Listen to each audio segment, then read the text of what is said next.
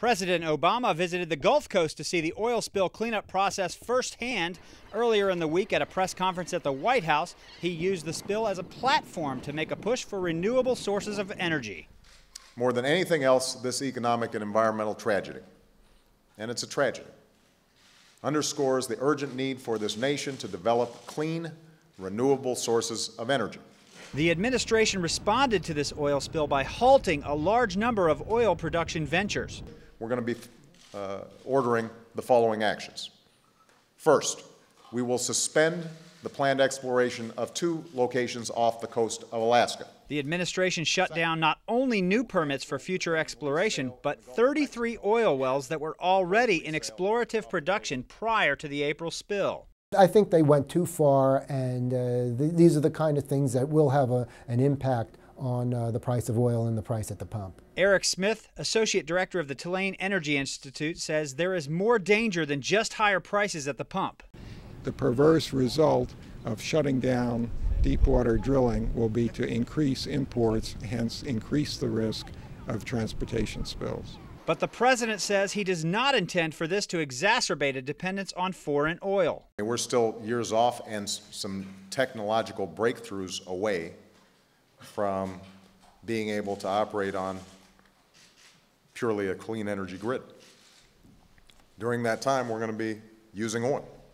And to the extent that we're using oil, it makes sense for us to develop our oil and natural gas resources here in the United States and not simply rely on imports. So why the push to shut down so much production? Ben Lieberman of the Heritage Foundation says that Obama has long been trying to move away from oil use and as a result, taking aim at oil companies. Well, even before the oil spill, the Obama administration had really cracked down on new offshore and onshore oil and natural gas leasing. So clearly there was a pattern of trying to move away from these fossil fuel sources. Douglas Meffert, Deputy Director for the Tulane Xavier Center for Bioenvironmental Research, says that the government has provided, but private investment has not followed.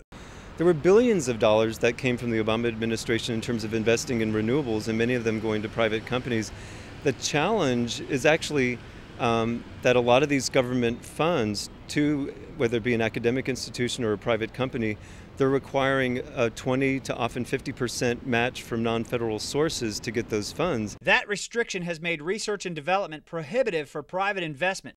Venture capital has been unavailable because, as Eric Smith says, the return on investment is just not there yet. As an engineer, I can make it work. I can't make it work economically. Douglas Meffert would like to see the oil companies contribute to that research. If we are going to explore oil and gas, and we are, then part of that needs to go into investments in renewable energy. But those on the right accuse the Obama administration of trying to mandate that type of investment and interfere with the free market system. And it's worth noting that candidate Obama, when it came to global warming legislation, he admitted that the goals of what he would like to do is to cause electricity rates to necessarily skyrocket. That was a very good way of putting it, because the whole point of carbon cap and trade, of global warming legislation, is to force prices up so people are forced to use less or forced to move to alternatives that wouldn't be able to compete otherwise. If we want to spend money on research to improve the economics, that's one thing.